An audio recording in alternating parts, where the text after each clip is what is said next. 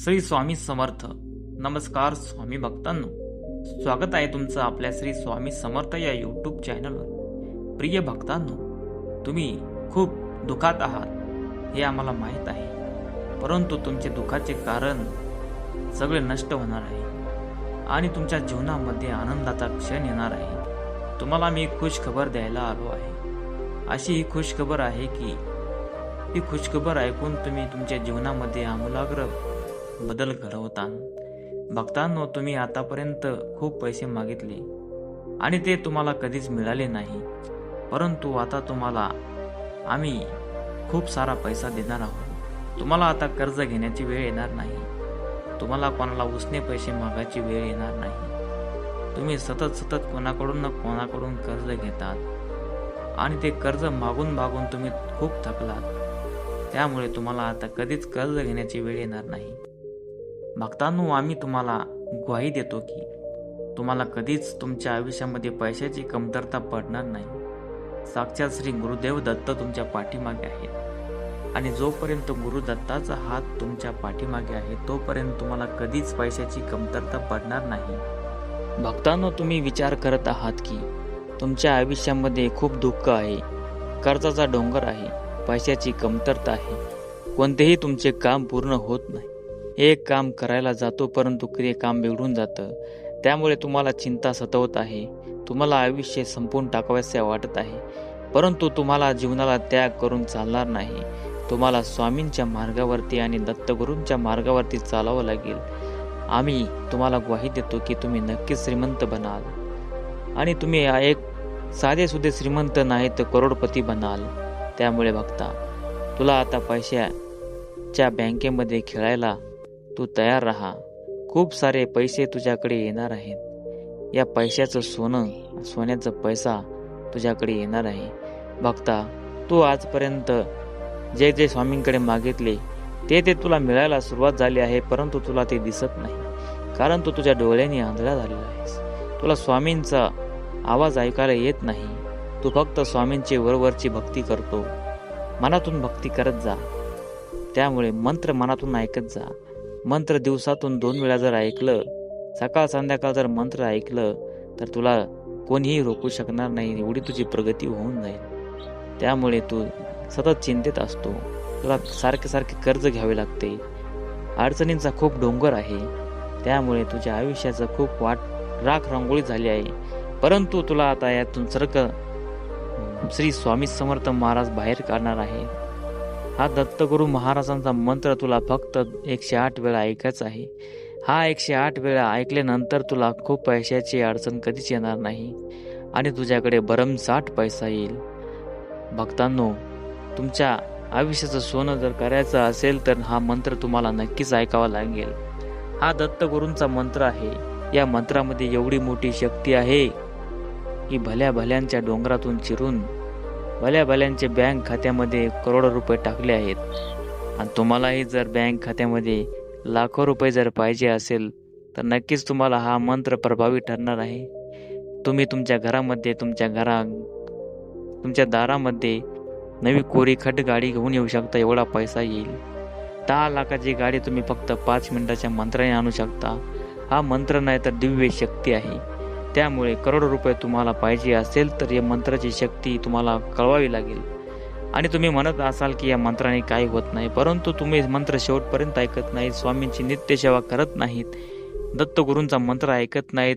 1008 वेळा मंत्र ऐकायला सांगितलं, तुम्ही फक्त 2 मिनिटं ऐकता आणि सोडून देता. त्यामुळे तुम्हाला कुठल्याही प्रकारचा लाभ मिळत नाही.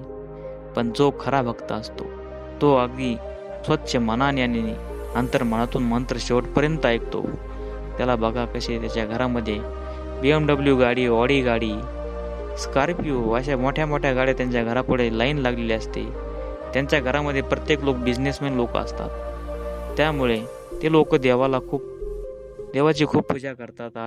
आणि तुम्ही गरीब असूनही तुमची देवाची पूजा करत नाहीत. तुमच्या डोक्यावर एवढं कर्ज आहे तरीही तुम्ही देवाची पूजा करत नाहीत. स्वामींची पूजा अर्चना करत नाहीत, मंत्र लावत नाहीत. आणि ते एवढे करोडपती असून त्यांच्या घरासमोर पैशांची रास असून त्यांच्या घरामध्ये सारखं मंत्राचा प्रवचन सुरू असतं.